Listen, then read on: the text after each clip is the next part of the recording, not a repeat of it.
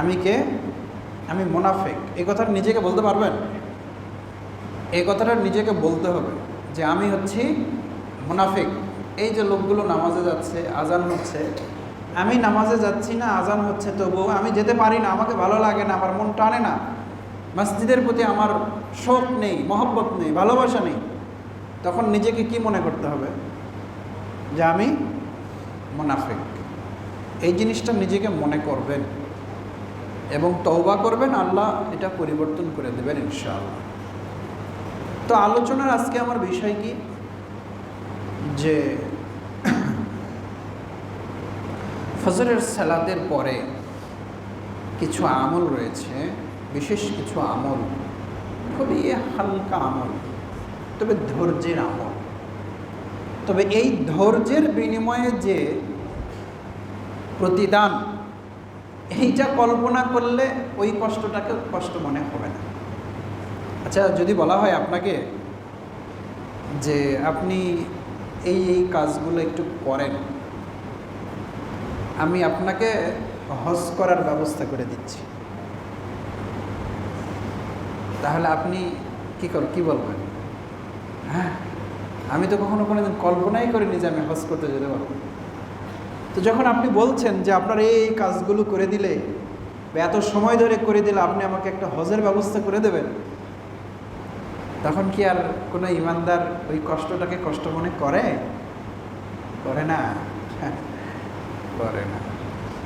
তো বিষয়গুলো আসলে এটা অন্তরে উপলব্ধির বিষয়। আপনার অন্তরে যদি উপলব্ধি যদি না থাকে, তাহলে আসলে আমরা কি করতে পারি? ফাযাক্কির ফাইন্না যিকরা তানফাউল মুমিনিন। আপনি আল্লাহ রাব্বুল আলামিন বলেছেন, হে নবী, আপনি মুমিনদেরকে আপনি নসিহত করতে থাকেন, উপদেশ দিতে থাকেন। ওয়ামুর আহলাকা বিস-সালাহ ওয়াসতাবির আলাইহা। আপনি নামাজের কথা, সালাতের কথা বলতে থাকেন পরিবারে এবং মৃত্যু পর্যন্ত। কখনো এটা মনে করা যাবে না যে আমার কথা শোনে না, এই জন্য আর বলবো না।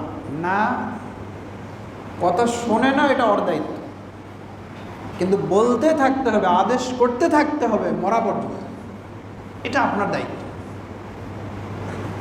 তো প্রিয় সুধী, আমরা আসলে দ্বীন ইসলামকে, আমাদের পরকালকে, ইহকালীন জীবনটাকে যদি আমরা সাহাবীদের মতো রিদওয়ানুল্লাহি আলাইহিম, আমরা তাদের মতো করে যদি আমরা সফল মানুষের মতো করে যদি সাজাতে চাই, তাহলে আল্লাহর ইবাদত, আল্লাহর হুকুম আহকাম মানার বাইরে তো যেতে পারবেন না, তাই না? তো প্রিয় হাজিরিন, রাসূলুল্লাহ সাল্লাল্লাহু আলাইহি ওয়াসাল্লাম সাহাবীদেরকে একদিন বলেন, আনাস বিন মালিক রাদিয়াল্লাহু তাআলা আনহু বলেন, ক্বালা রাসূলুল্লাহ সাল্লাল্লাহু আলাইহি ওয়াসাল্লাম, রাসূলুল্লাহ সাল্লাল্লাহু আলাইহি ওয়াসাল্লাম বলেছেন, মান সাল্লাস সুবহা ফি জামাআতিন ফাকআদা ইয়াযকুরুল্লাহা হাত্তা তাতলুআ আশ-শামসু ফাকামা ফাসাল্লা রাকাতাইন। আনাস বিন মালিক রাদিয়াল্লাহু তাআলা আনহু বলেন যে রাসূলুল্লাহ সাল্লাল্লাহু আলাইহি ওয়াসাল্লাম বলেছেন, যে ব্যক্তি ফজরের সালাত জামাআতের সহিত আদায় করে, খেয়াল করবেন, যারা আদায় করেন তারা এই হাদিসগুলো শোনার পরে এমনিতেই তো আগ্রহী, বিছানায় থাকতে পারবেন না ইনশাআল্লাহ। আর যারা এখন অবহেলা রয়েছে, অলসতা রয়েছে, আল্লাহকে ভয় করে নিজেদেরকে সংশোধন করে নিই। আল্লাহ আপনাকে আমাকে কবুল করুন, আমিন। প্রিয় সুধী, রাসূলুল্লাহ সাল্লাল্লাহু আলাইহি ওয়াসাল্লামের হাদিস, যে ব্যক্তি জামাআতের সহিত ফজরের সালাত আদায় করে, ফাকআদা, এরপর সে বসে থাকে, ইয়াযকুরুল্লাহ, আল্লাহর জিকির আজগার করে। কি জিকির করে? সালাতের পরে আল্লাহুম্মা আনতাস সালাম ওয়া মিনকাস সালাম তাবারাকতা ইয়া যাল জালালি ওয়াল ইকরাম আল্লাহুম্মা লা মানি'a লিমা আ'তাইতা ওয়া লা মু'তি'a লিমা মানা'তা ওয়া লা ইয়ানফা'ু যাল জাদ্দি মিনকাল জাদ সুবহানাল্লাহি বিহামদিহি সুবহানাল্লাহিল আযীম। এরপরে মনে করেন সুবহানাল্লাহ 33 বার, আলহামদুলিল্লাহ 33 বার, আল্লাহু আকবার 33 বার। এইভাবে যে যতগুলো জিকির করি, তারপরে সূরা নাস, সূরা ফালাক, সূরা ইখলাস, ফজর এবং মাগরিব হলে 3 বার করে, অন্যান্য সালাতে 1 বার করে, এরপরে প্রত্যেক ওয়াক্তে আয়াতুল কুরসি পাঠ, এগুলো আপনার যেগুলো ওয়াজিফা আছে, ওয়াজিফা মানে যেগুলো দোয়া দরুদ আপনি নিয়মিত পড়েন, এগুলোকে বলা হয় ওয়াজিফা। এগুলো আপনি শেষ করলেন, তো আপনার দেখা গেল যে 15-20 মিনিটে শেষ হয়ে গেল, 15-20 মিনিটে শেষ হয়ে গেল। কিন্তু এরপরেও আপনি বসে আছেন, আবারও আপনি সুবহানাল্লাহ, আলহামদুলিল্লাহ, লা ইলাহা ইল্লাল্লাহ বলতেছেন। কতবার? বেহিসাবি বলতেই আছেন। সুবহানাল্লাহ, সুবহানাল্লাহ, সুবহানাল্লাহ, আলহামদুলিল্লাহ, আলহামদুলিল্লাহ, আলহামদুলিল্লাহ, আল্লাহু আকবার, আল্লাহু আকবার, আল্লাহু আকবার, লা হাওলা ওয়া লা কুওয়াতা ইল্লা। আপনি যা জানেন আপনি সেগুলো বলতেই আছেন। একটু কোরআন বের করলেন, দেখে দেখে কোরআন পড়ছেন, মুখস্থ আছে মাত্র 3টা সূরা। মনে করেন 3টা সূরা জানা লোক নেই এখানে, অন্তত 10-12টা সূরা সবাই জানে। ওই সূরাগুলোই বারবার ঘুরে ফিরে পড়তেছে, ওই সূরাগুলোই বারবার ঘুরে ফিরে পড়তেছে। কতক্ষণ পর্যন্ত? হাত্তা তাতলু'আশ শামস, সূর্য উদয় হওয়া পর্যন্ত। এই পর্যন্ত এই কাজগুলো একজন জামায়াতের সহিত ফজরের সালাত আদায় করে করতে আসে। আল্লাহ রাসূল বলেন, জামায়াতের সহিত ফজরের সালাত আদায় করে তার যে ওজিফাগুলো আছে, এই ওজিফাগুলো যখন সে শেষ করে, এরপরে যত রকম জিকির আজগার আছে ওর জানা আছে, দোয়া জানা আছে, সূরা জানা আছে, এগুলো যখন সে পাঠ করে, এরপরে সূর্য উঠে যায়, এরপরে ফাকামা রাকাতাইনি, সূর্য যেহেতু ফজরের পরে সূর্য ওঠার আগে আর কোনো নফল চলে না, আর কোনো নফল সালাত চলবে না। তবে ফজরের সুন্নাত বাকি থাকলে ওইটাই শুধু চলবে।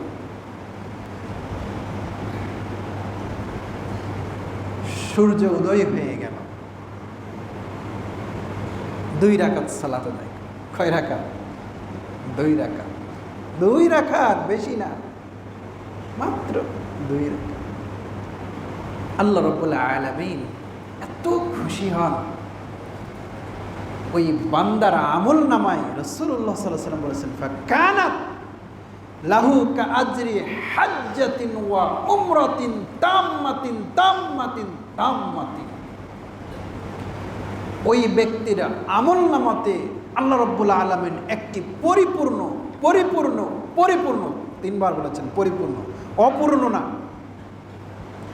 পরিপূর্ণ পরিপূর্ণ পরিপূর্ণ একটা হজ আর একটা উমরা করার নেকি তার আমল নামায় দিয়ে দেন। বলেন সুবহানাল্লাহ। কি বোঝা গেল? প্রত্যেক দিন একটা করে হজ আর একটা করে উমরার নেকি এই আমলের ভিতরে রয়েছে। আল্লাহু আকবার। আল্লাহ কি পছন্দ করেন এই আমলটাকে আপনি ভাবতে পারেন? একটা হজ আর একটা উমরার নেকি কি, এটা মানে আপনি কি ভাবছেন? এটা এত বিশাল নেকি আল্লাহ রাব্বুল আলামিন আপনাকে দান করবে। আল্লাহু আকবার। ঈমানদাররা কোনোভাবে এটা ছাড়তে পারে না, অবহেলা করতে পারে না। রাসূলের এই কথা শুনে যার অন্তরে হজরের প্রতি আগ্রহ তৈরি না হয়, হবে না, ভালোবাসা তৈরি হবে না, মসজিদে আসতে পারবে না। বলেন তো ওই হৃদয়টা কি হৃদয়? ওই অন্তরটা কি অন্তর? আপনার ভিতরে একটা অন্তর রয়েছে, হৃদয় রয়েছে, কল্ব রয়েছে। এই কল্বটা কি কল্ব যে এত বড় একটা হাদিস শোনার পরেও তওবা করে কাল থেকে ফজরের জামাতে আসার নিয়ত তৈরি হয় না এখনো? তো বলেন তো এই কলটা কি কল? এটা কি কল? এটা কি অন্তর, নাকি শয়তানের একটা ঘর?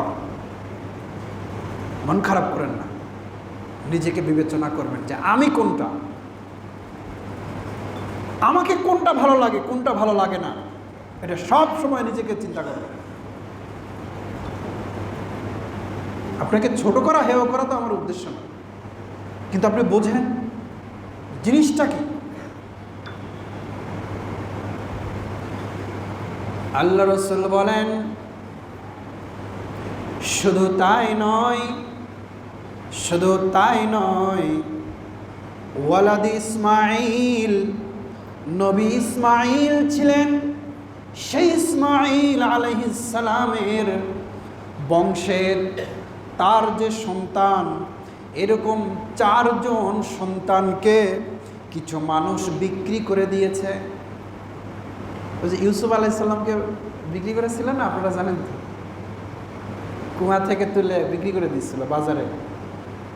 মানে আগের যুগে মানুষ বিক্রি হইতো, এখনো হয়, কিন্তু আগে ওটা প্রকাশ্য ছিল, আর এখন হয় গোপনে। এই যে নারী শিশু পাচারকারীরা, এটা তো আপনারা জানেন, এটা মানুষদেরকে তো বিক্রি করে দেবে। এখনো মানুষ বিক্রি আছে, কিন্তু প্রকাশ্য নয়। আর এমন এক সময় ছিল, ওটা সমাজের নিয়মই ছিল যে মানুষ কি করবে, মানুষ মানুষকে কোনোভাবে মানে লুট করে নিয়ে যায় ওই বিক্রি করতে। এই মনে করেন যে আপনাদের গ্রাম আছে, গ্রামে একদল দস্যু চলে আসলো, এসে সোনা দানা যা আছে লুট করলো, এরপর ছোটো ছোটো বাচ্চাকে ওরা সাথে করে নিয়ে চলে গেল।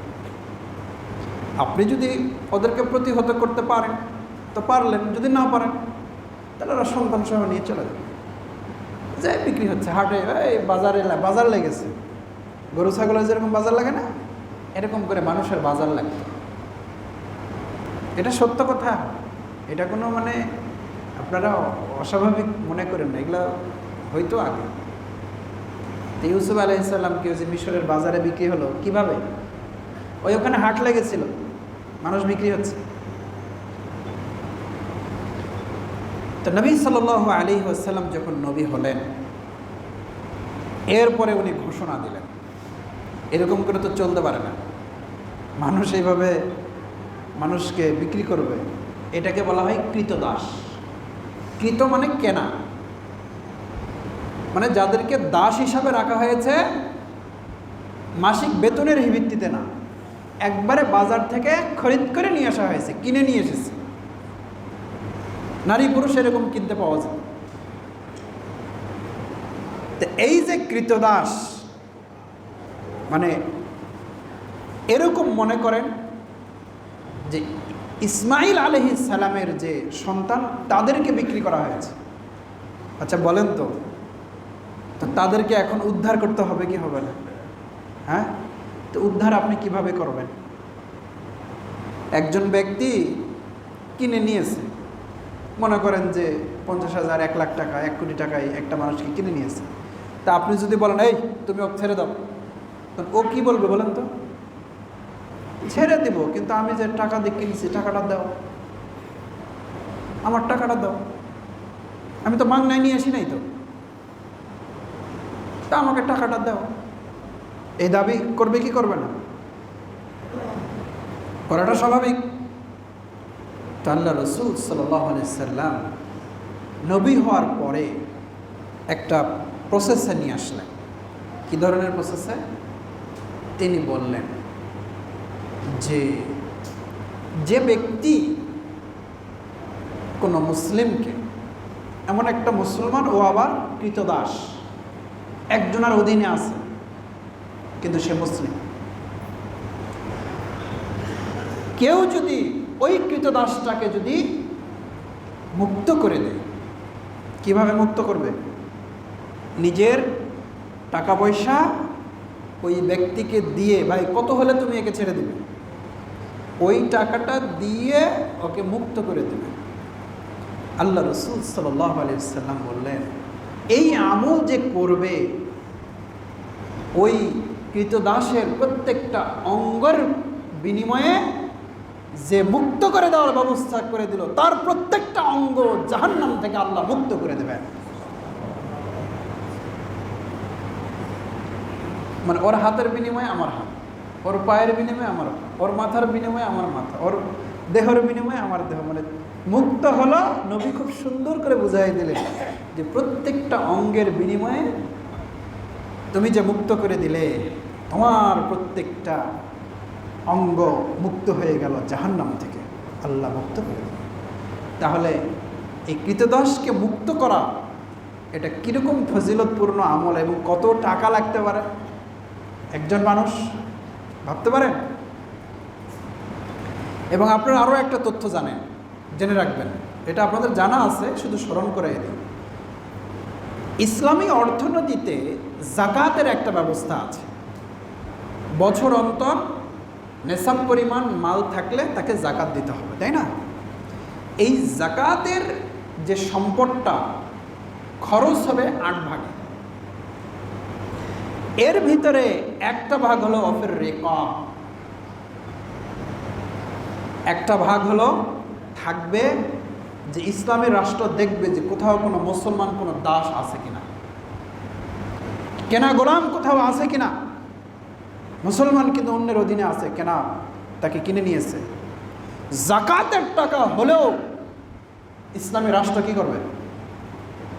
ওই টাকা মালিককে দিয়ে দাসকে, কৃতদাসকে মুক্ত করে দেবে। সুবহানাল্লাহ। এভাবে কৃতদাস মুক্ত করাটাকে ইসলাম বড় প্রায়োরিটি দিয়েছে, প্রাধান্য দিয়েছে। এই কারণে দেখা যায় যে আস্তে আস্তে আস্তে আস্তে এটা পৃথিবী থেকে উঠে গেছে। এখন যেটা আছে সেটা লুকোচুরির মাধ্যমে আছে, কিন্তু আল্লাহু আকবার, এটা পৃথিবী থেকে উঠানোর পিছনে ইসলামই এটা উঠিয়েছে, রাসূলুল্লাহ সাল্লাল্লাহু আলাইহি সাল্লাম এটা শুরু করেছে। এটা যেন আস্তে আস্তে কী হয়ে যায়, সব মানুষ স্বাধীন মুক্ত হয়ে যায়, মানুষ বিক্রি হতে পারে না। ঘটনাচক্রে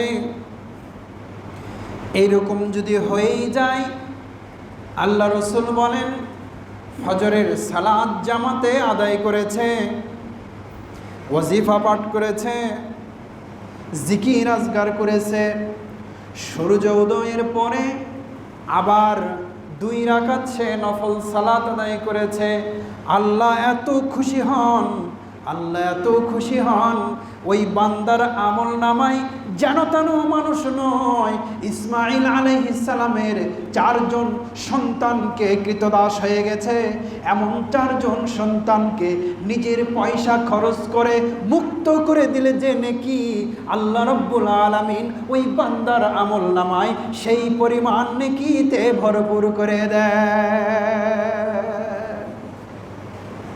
আমল কি? ফজরের সালাত জামাতে আদায় করতে হবে এবং সূর্য উদয় পর্যন্ত বসে থেকে আল্লাহর জিকির করতে হবে, কোরআন পড়তে হবে। এরপরে সূর্য উদয় হয়ে গেলে 2 রাকাত নফল সালাত আদায় করতে হবে। এই আমল। আমি একটা আপনাদেরকে পরামর্শ দিই, যা রাসূল সাল্লাল্লাহু আলাইহি সাল্লামের লাইফস্টাইল থেকে পাওয়া। তিনি এশার পরে রাত্রি জাগরণ জরুরি না হলে অপছন্দ করতেন, জরুরি না হলে অপছন্দ করতেন। কেন অপছন্দ করতেন? অনেকগুলো খাবার আছে, আপনার পেটের যে মাপ ওই পর্যন্ত তো খাবেন, নাকি গোটা হাঁড়ি খেয়ে ফেলবেন?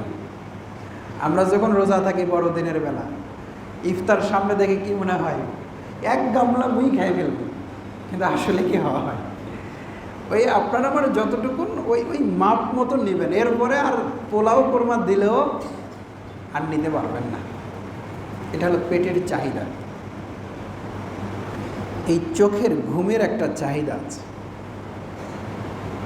বুঝলেন? ঘুমের একটা কি আছে, চাহিদা আছে। এটা নিবে নিবে নিবে নিতে নিতে নিতে নিতে একসময় ছেড়ে দেবে, মানে ওর পূর্ণ হয়ে গেছে।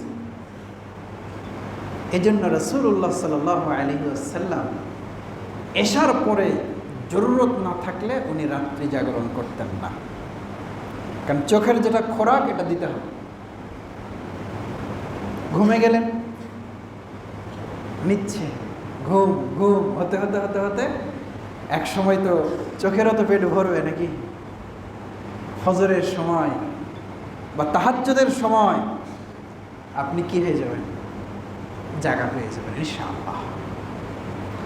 আর যদি দেখা যায় যে আপনি শুয়েইছেন 11টার সময় 12টার সময়, তো বলেন তো ফজর হতে হতে যে আপনার চোখের যেটা ক্ষুধা এটা কি পূরণ হলো?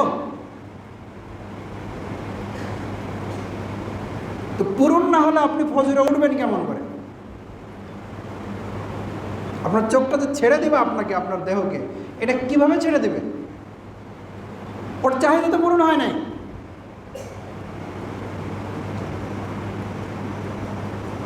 এই জন্য প্রিয় মুসল্লি, আমরা এত চালাক বুঝলেন, রাত জাগি আবার সকাল 8টা পর্যন্ত ঘুমাই, তাই না? রাত জেগে কাজ করে সকাল 8টা পর্যন্ত ঘুমাই। আরে ভাই, সেই ঘুমটাই তুমি এশার নামাজ পড়েই ঘুমাও, হ্যাঁ? ফজরের সালাত জামাতে আদায় করে ইবাদত বন্দী করে তারপরে থেকে তুমি কাজে লেগে যাও। 8টা পর্যন্ত না ঘুমাই তুমি 8টা পর্যন্ত কাজ করো, আল্লাহ বরকত দেবেন ইনশাআল্লাহ। বরকতের রাস্তা তো খুলে যায় ফজরের পরে। কিন্তু আমরা কি করি? রাত্রি জাগরণ করি, আবার যখন রহমত বরকত নাজিল হয় তখন আমরা আবার ঘুম পাই। আল্লাহ রসুল বলেছেন, বাক্কিরু ফাইন্না ফিল বিক্রি বারাকাতান, তোমরা সকাল সকাল কাজ শুরু করো, কারণ এই প্রত্যুষে এই সকালে হচ্ছে বারাকাত। আল্লাহর বরকত কখন? এই প্রত্যুষে। এজন্য আমরা যখন হেফজখানায় পড়তাম তখন আমাদের উস্তাদেরা আমাদেরকে ওই খুব দ্রুত ঘুমিয়ে দিত, এসার পরে অল্প কিছুক্ষণের পরে ঘুমিয়ে দিত। সব জায়গায় হয়তো এই নিয়ম নাই, শেষ সাথে আবার উস্তাদের কাছে যে বেদ আছে, জোরে জোরে উনি টেবিল বা চেয়ার বা কোথাও মারতেন, শব্দ করতেন জোরে জোরে। ওই আওয়াজ শুনে সবাই আমরা উঠে যেতাম, উঠে যথারীতি নিজেকে পরিষ্কার করে নিয়ে উজু করে এসে কোরআন পড়তাম। ফজর হওয়ার আগে আগে আমাদের সবক দেওয়া শেষ। সবক মানে নতুন পড়া। ফজরের সালাত আদায় করে এসে তখন 7 সবক আমত্তা এগুলো আমরা দিতাম। যারা এই লাইনে ছিলেন আপনারা এগুলো ভালো বোঝেন। তো প্রিয় সুধী, আপনার আমার জীবনের যদি এটা যদি পরিবর্তন না করি, আপনি আমি, এমনকি আপনার স্ত্রীকে আপনি বলবেন, আমাদের মা বোনেরা কি করে, ওই এই কাজ ওই কাজ করতে করতে করতে করতে করতে করতে করতে করতে রাত 11টার সময় এসে নামাজ পড়ে ঘুমায়, নামাজি মানুষ। এটা না, আজান হবে আমি নামাজে যাব, তুমি নামাজে বাসায় দাঁড়াবে, কথা শেষ। কেন? আমি পরে পড়বো, কোনো কথাই চলবে না। আমি নামাজে যাব মসজিদে আর তুমি বাড়িতে নামাজে দাঁড়াবো, কোনো ওই অথবা কিন্তু চলবে না। এটাই এইভাবে চলবে আমার পরিবার। শোনেন, সালাতের ব্যাপারে মজবুত হতে হবে, নিজের ছেলে মেয়ে স্ত্রী সবার সামনে। এই মেয়াও মেয়াও করলে হবে না, এই অন্তত এই ব্যাপারে মজবুত থাকতে হবে, নিজেও এবং নিজের পরিবারকে। এশার সালাত আদায় করে খাওয়া দাওয়া করে আপনার স্ত্রী তো বলবে যে আমি থালা বাসন না মাজে আমি ঘুমাবো, তো তারপরে সকাল 8টার সময় উঠে রান্না করবে। আরে ওইটা ওইভাবেই ঢেকে ঢেকে রাখো, ফজরের নামাজ পড়ে তুমি থালা বাসন মাজবে, সময় তো ওইটাই সময়। তা আমাদের এই লাইফ স্টাইলটাকে ইসলামী মোতাবেক সাজায় যদি না নেই তাহলে তো মানে এটা সম্ভব। আল্লাহ রাসূল সাল্লাল্লাহু আলাইহি ওয়াসাল্লাম বলেন, যে ব্যক্তি ফজরের সালাত জামাতের সহিত আদায় করে, পাকে গোটানোর আগেই ক্বাবলা আন ইয়াতাকাল্লামা, মানুষের সঙ্গে কোনো কথা বলার পূর্বেই লা ইলাহা ইল্লাল্লাহু ওয়াহদাহু লা শারীকা লাহু লাহুল মুলকু ওয়া লাহুল হামদু ইহয়ী ওয়া ইউমীতু ওয়া হুয়া আলা কুল্লি শাইইন কাদির ক্বালা 10 মাররাতিন। এই যে কালিমায়ে তাওহীদ, এটা যে যদি ফজরের সালাত আদায় করলো জামাআতে, এরপরে কোনো ব্যক্তির সঙ্গে কথাবার্তা বলার আগেই, পা গোটানোর আগেই 10 বার যদি কেউ এই কালিমায়ে তাওহীদ পড়ে, আল্লাহ রসুল বলেছেন কুতিবাত লাহু 10 হাসানাতিন, আল্লাহ রব্বুল আলামিন তার আমল নামাতে 10টা নেকি লিখে দেন। ওয়া মুহিয়াত আনহু 10 সাইয়াতিন, এবং তার আমল নামা থেকে 10টা নেকিকে তিনি ইরেজ করে দেন, মুছে দেন। ওয়া রুফিআ লাহু 10 দারাজাতিন, তা সে যে অবস্থায় রয়েছে সেই অবস্থা থেকে 10 ধাপ মর্যাদা আল্লাহ রব্বুল আলামিন তার জন্য বাড়িয়ে দেয়। 10 ধাপ বাড়িয়ে দেয়। কি করতে হবে? লা ইলাহা, এটা সবার জানা আছে কিনা? লা ইলাহা ইল্লাল্লাহু ওয়াহদাহু লা শারীকা লাহু লাহুল মুলকু ওয়া লাহুল হামদু ইহয়ী ওয়া ইউমীতু, এই দুটো শব্দ যোগ করতে হবে। ইহয়ী ওয়া ইউমীতু ওয়া হুয়া আলা কুল্লি শাইইন কাদির। 10টা নেকি আমল নামায়, 10টা পাপ মাফ হলো, 10টা মর্যাদা বৃদ্ধি পেল। আল্লাহ রসুল বলেন 10 জন কৃতদাসকে মুক্ত করে দেওয়ার সমান সে নেকি পেয়ে গেল। এই যে কৃতদাস মুক্তির কথাটা তো শুনলেন, এই কারণে কৃতদাস মুক্তির বিষয়টা একটু ডিটেইলে বললাম। 10টা, এরপরে যদি আপনি 100 বার পড়তে পারেন, এটা তো আরো অন্যরকম ব্যাপার। আল্লাহ রসুল সাল্লাল্লাহু আলাইহি সাল্লাম বলেছেন, এই যে লা ইলাহা ইল্লাল্লাহু ওয়াহদাহু লা শারীকা লাহু লাহুল মুলকু ওয়া লাহুল হামদু ইহয়ী ওয়া ইউমীতু ওয়া হুয়া আলা কুল্লি শাইইন কাদির, কোন ব্যক্তি যদি ফজরের সালাতের পরে 100 বার পড়ে, কয়শো বার? 100 বার, জমিনের উপরে আল্লাহর যত নেককার বান্দা আছে, আল্লাহর যত মাহবুব বান্দা রয়েছে, আল্লাহর যত প্রিয় ভাজন মুত্তাকি বান্দা রয়েছে, আল্লাহ রসুল বলেন এই হলো সবচেয়ে শ্রেষ্ঠ আল্লাহর কাছে জমিনে যত মানুষ বেঁচে আছে। মক্কা মদিনাতে কোনো কথা নেই, আরব আজমতে কোনো কথা নেই, জমিন আলাল আরদি, পৃথিবীতে যত মানুষ রয়েছে সবচেয়ে আল্লাহর কাছে হলো ওই হলো আজকের দিনের মতো সেরা বান্দা, সেরা আল্লাহর পরহেজগার নেককার বান্দা। সুবহানাল্লাহ, এর উপরে কেউ নাই। তাহলে এমন একটা আমল যে গোটা পৃথিবী, এমনকি মক্কা শরীফের ইমামের চেয়েও, গোটা পৃথিবীতে যত আল্লাহর নেককার বান্দা আছে সবচেয়ে আল্লাহর কাছে আজকে কে বেশি নেককার? যে ব্যক্তি ফজরের পরে এই কালিমায়ে তাওহীদ কতবার পড়েছে? 100 বার পড়েছে। আল্লাহ রসুল বলেন, হ্যাঁ, এই আমল যদি আরও কেউ করে তাহলে সেও, আরও যদি কেউ করে তো সেও, পৃথিবীতে যতজন করবে ওই একটা গ্রুপ, এরা হচ্ছে আল্লাহর এই জমিনের সবচেয়ে সেরা, ওই দিনের মতো আল্লাহর কাছে হলো প্রিয় বান্দা।